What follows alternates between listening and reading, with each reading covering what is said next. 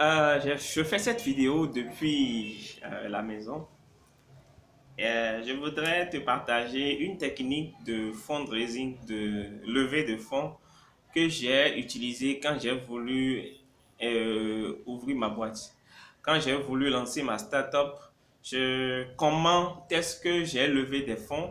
J'avais levé à peu près, c'est il y a quelques années en arrière, hein, j'avais levé à peu près 1,3 million, 1,350 million, voilà. CFA.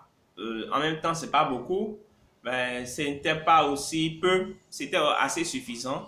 Évidemment, j'en avais besoin un peu plus que ça, mais c'était assez suffisant pour moi pour pouvoir lancer ma startup, pour pouvoir lancer ma boîte.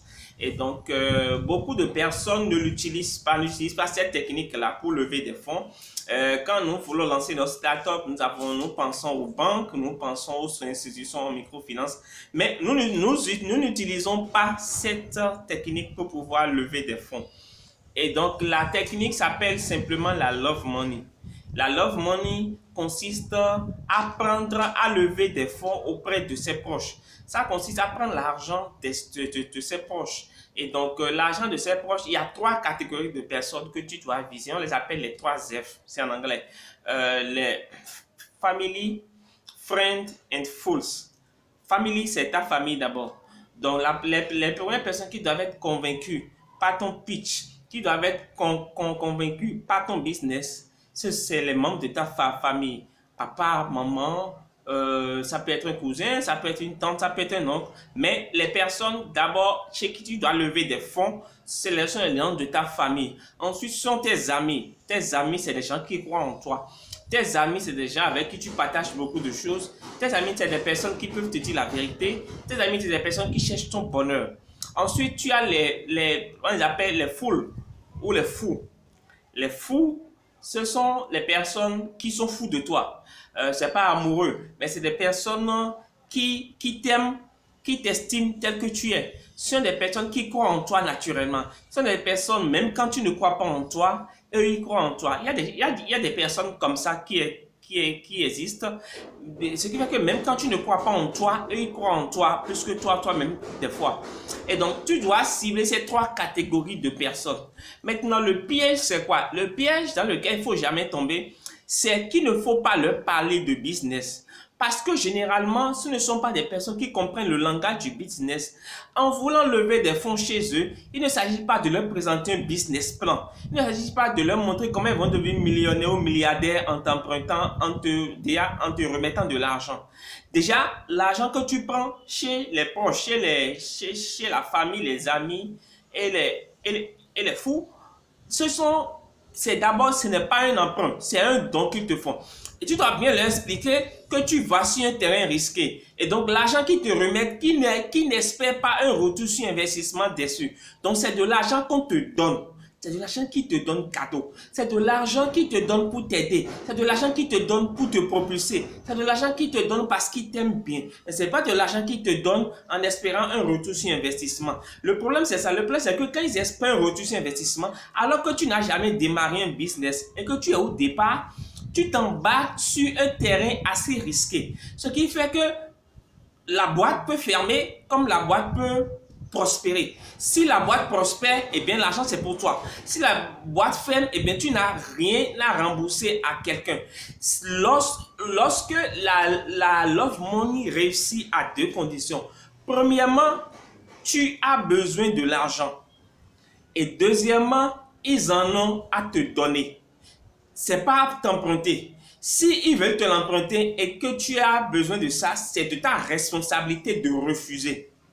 Si tu n'en as pas besoin, mais ils veulent te donner, c'est aussi de ta responsabilité de refuser. Ça veut dire que dans tous les cas, tu en as besoin et ils en ont à te donner. C'est la seule condition qui leur permettra de pouvoir te donner, de réussir la love money.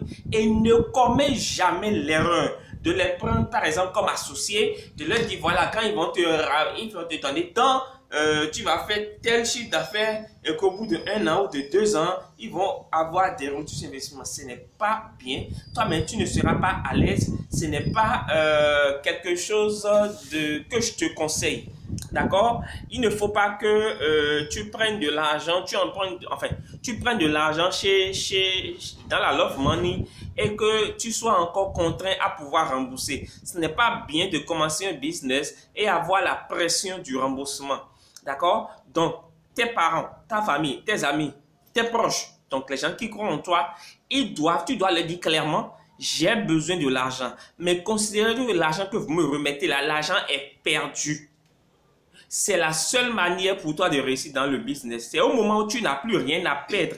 Tu leur dis, considérez, si je gagne, c'est bon. Si je ne gagne pas, c'est aussi bon. Si je gagne, ok. Si ça me plaît, je vais vous remettre, je vais vous faire de petits cadeaux. C'est aussi simple que ça. C'est le principe, ça.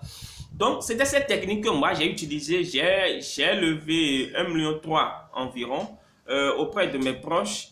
Et évidemment, la start-up, elle est toujours là, elle est toujours debout, elle continue d'évoluer. Évidemment, elle a connu de nouveaux noms, de beaucoup de péripéties, mais elle continue d'évoluer il y a quelques années.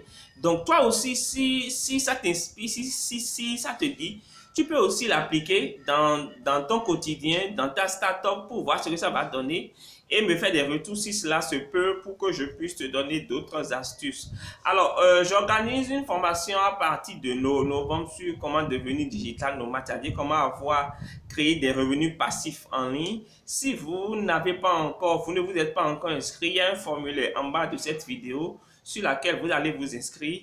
Donc, faites vite parce que dès que les inscriptions dès que les modules, les formations vont démarrer, on ne prendra plus d'inscrits.